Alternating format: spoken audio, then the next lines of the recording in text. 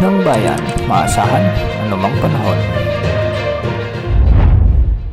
Magandang oras po sa ating lahat, narito ng latest update sa lagay ng ating panahon at sa binabantayan nating bagyo sa labas at loob ng ating area of responsibility. Una narito si Bagyong Ophel, kung saan mas maraming lugar na ngayon ang nakataas o nakasailalim sa signal number 2 dahil sa patuloy na paglapit ng bagyo sa hilagang bahagi ng Luzon. Huling namatan ang sentro o mata ni Bagyong Ophel sa layong 480 kilometers silangan ng Baler, Aurora. Taglay pa rin nito ang lakas ng hangin na umaabot sa 120 km per hour malapit sa gitna. Isa pa rin itong typhoon category at may pagbugsong umaabot na 150 km per hour. Sa ngayon ay kumikilos ito ng west-northwest o hilagang kanluran sa bilis na 25 km per hour. Dahil nga dito nakataas na ang tropical cyclone wind signal number 2 sa bahagi ng Cagayan, kasama na ang Babuyan, ang northern at eastern portions ng Isabela at ang eastern portion ng Apayao. Samantalang signal number 1 naman sa Batanes, ang nalalabing bahagi ng Isabela, sa may Quirino ang northern portion ng Nueva Vizcaya, sa may Apayao, Kalinga, Abra, Mountain Province, Ifugao, Ilocos Norte at ang northern portion ng Aurora. Base sa latest track nito, patuloy itong kikilos ng west-northwest sa mga susunod na araw at posibleng maglandfall sa bahagi ng Cagayan o di ka naman ay Isabela sa araw ng Huwebes o bukas ng hapon. Tatawirin nito ang Luzon Strait at posibleng dumaplis din ang sentro nito sa bahagi ng Babuyan Islands bilang malakas na bagyo o typhoon category pa rin. Habang tinatawid naman nito ng Basi Channel, ay posible namang manghina ito ng bagya habang papalapit naman sa kalupaan ng Taiwan, ngunit liliko ito ng hilagang silangan at magiging severe tropical storm na lamang ito sa araw ng Sabado. Posible itong makalabas ng ating area of responsibility sa susunod na linggo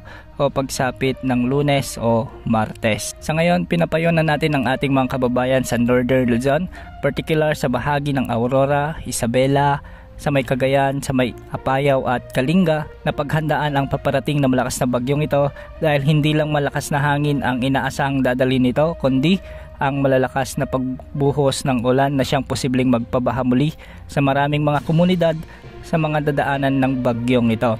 Lalo na marami pa ring lugar sa bahagi ng Isabela at Cagayan ang lubog sa baha dahil sa pagdaan ni Bagyong Nika.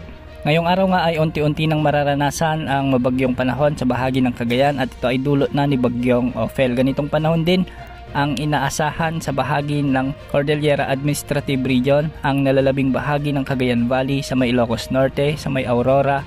Ang mga lugar na ito ay makakaranas na rin ng mga pagbugso ng hangin at mga pag-ulan dulot ni Bagyong Ophel. Samantala dahil din sa bahagyang paglapit ng bagyo, sa bahagi ng Kabikulan, makakaranas na ng maulap na kalangitan na may mga kalat-kalat na pag-ulan sa bahagi ng Bicol Region, ang Quezon Province at ang Northern Samar.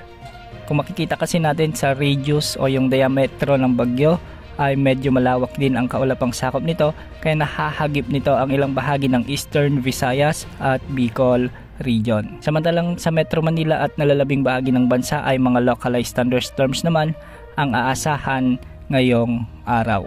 At para naman sa mga pag-ulan na posibleng dalhin ni Bagyong Ophel bukas, araw ng Huwebes, ay posibleng makaranas na ng mga intense to torrential rains ang mga lalawigan ng Isabela at Cagayan at ito ay dahil sa paglapit ng mata ng bagyo sa bahagi ng mga lalawigang ito. Samantalang makakaranas naman ng mga heavy to intense rains o malalakas hanggang sa matitinding pag-ulan ang mga lalawigan ng Ilocos Norte at Apayao. Samantalang sa Abra, Kalinga, Mountain Province at Ifugao ay makakaranas naman ng mga katamtaman hanggang sa malalakas na pag-ulan dulot pa rin ng paparating na si Bagyong Ophel.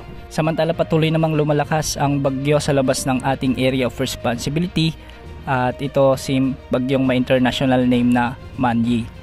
Bukas inaasahang papasok na ito sa ating area of responsibility bilang typhoon category. Sa ngayon ay nag-undergo rin ito sa rapid intensification at patuloy na kikilos ng pakanluran hanggang sa mga susunod na araw. Pagsapit ng Sabado ay posibleng mahagip o di kaya naman ay tumama ang sentro nito sa bahagi ng Eastern Visayas o di kaya naman ay sa bahagi ng Bicol Region bilang typhoon category. Dahil nga sa malayo pang bagyo, posibleng lumakas pa ito at umabot sa super typhoon ayon sa Pag-asa. Tatawirin ng bagyo ang mga kalupaan ng Bicol Region, Quezon Province at posibleng tumama rin ang sentro nito malapit sa Metro Manila at Central Luzon. Lalabas ito sa ating area of responsibility sa araw naman ng Lunes o di kaya naman ay Martes. Sa mga kababayan din natin sa bahagi ng Bicol at Visayas, paghandaan rin natin ang papasok na bagyong si Pepito dahil malakas din ang hangin na dala nito at malawak din ang posibleng maging pinsala na may dudulot nito kung hindi magbabago ang track na kanyang tinatahak. Yan mo lang update sa lagi ng ating panahon. Ito po ang weather update ng bayan, maasahan anumang panahon.